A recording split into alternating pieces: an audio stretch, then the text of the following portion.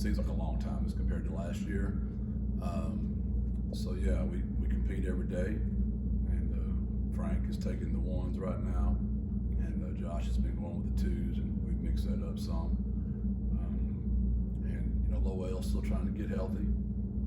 He's not, but he's closer than he was. JoJo's a great thrower of the ball as well, and Eddie Lee is an incredible thrower. And Cam is getting better today. I mean, he had a better day today than he has. So, and Zach can throw the ball around really well. So we feel good about that run. We've got a lot of depth. The hardest thing is just keeping them all happy per se. And as we've all seen, you know, you can be from a 4 to a 1 in a week. We've already proven that. I hope that doesn't ever happen again, but we've already seen it happen once. Putting the shells on, just how does that kind of change things with the dynamics? You had 2 days, you know, just shorts and helmets, and now getting those on as you progress toward Illinois. We weren't as sharp today as we were yesterday, but we also installed a little bit more today. But I think just yesterday was a real cloudy, windy day. We just come off a break on a Sunday. It was the first time we had our pads on. There was a lot of excitedness.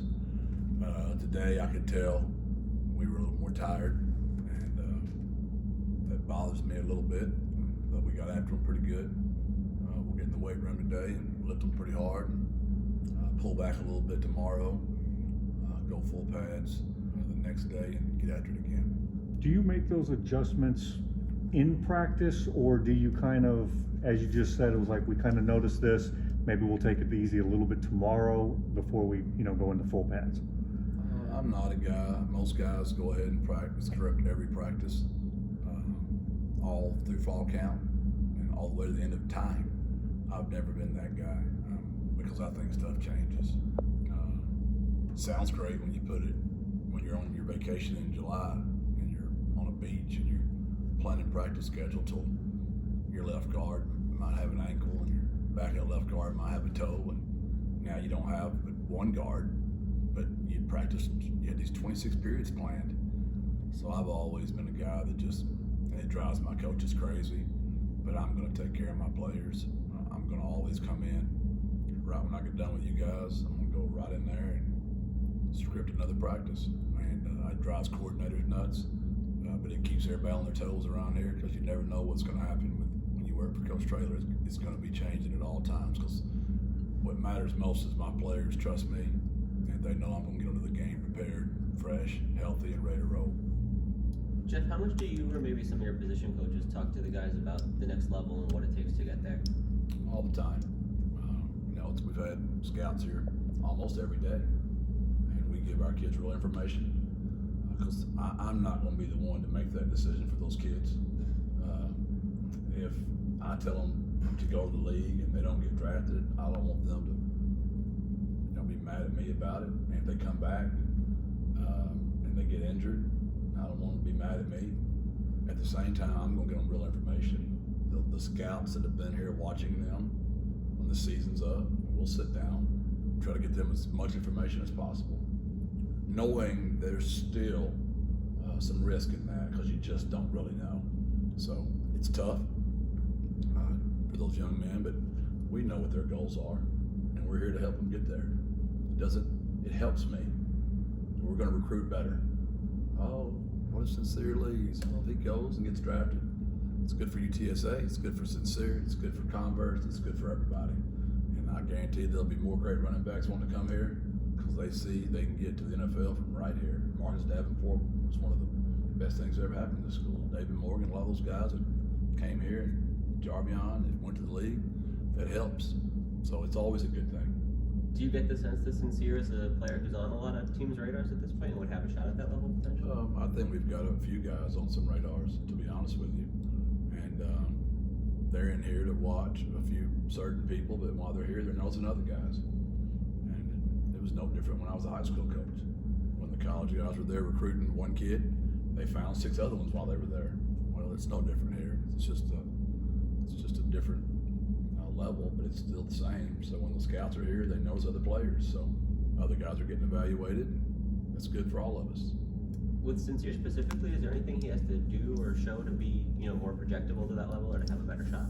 I think it's going to all come down to speed with him.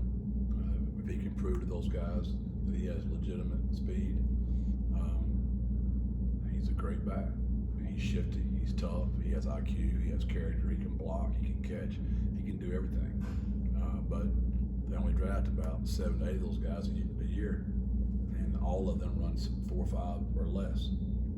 So I imagine that'll be it. I can't imagine anything else they could look at. So we'll make that decision when the time's come. I'll help him the best I can, but that's going to be a decision for Sincere. And here's what we tell them all the time. When we win, there's enough for everybody. And when we lose, there's never enough for anyone. If we go out there and win ball games, it's going to help our brand, which is going to give those kids more leverage, which is going to help them get into more camps. If we lose, there's not as much leverage, the brand goes down. It's all about branding, and what have I told you all a million times for us? Branding is when our image and our identity match. That's what branding is. It can't be, oh, we hear he's all this and then he's that. That's not a brand. That's a bunch of sizzle, no steak. Rashad's another interesting one to talk about when it comes to the pro prospects. You know, a player at his size, what does he have to show or do to make himself a prospect at the next level? Well, again, I would imagine speed, just because of his height. They're going to say he's too short. They're probably going to say Sincere's too short. But you can't measure a man's IQ really on the football field. You can't measure what's in his heart. And both those kids have incredible integrity. Coming into the season, the defense is deep, it's experienced, 11 starters returning. What are you wanting to improve on this year with defense? Depth. We want to make sure we recruited some really good players in here, and we want to get them ready to go. We were very fortunate last year to get through a whole year almost injury-free. You know, at linebacker, we had one COVID incident in the bowl game with 2 kids, and we had a thumb on Tyler. And Trevor played every game, and Jamal played every game until the COVID situation. So that's scary. It's a hard way to coach football. It's hard to sleep at night when you just know if you're one ankle injury away from you won't be able to have anybody out there that we think would get it done for us. So depth, we've really addressed that. We want to be 3 deep on our defensive line and minimum 2 deep everywhere else, because that's going to help our special teams. We had to improve on our special teams. We weren't bad last year. We've got an All-American kicker that we're going to get one more time. This is it. This is our last time with him. And we've got an All-American punter. So our special teams should match their play. We look for the first day of pads, you know, especially the high school rank, such a big day. It's almost a holiday, in fact. Is there anything that maybe, I know rules have changed and things are different than the high school and college level, that you took from Gilmer that you put into the first day of pads here at UTSA? No, I'm not very much into all the, razzle-dazzle, silly stuff. We try to do what the game is, and we want our kids to go as hard as they possibly can all the time. So we don't do anything.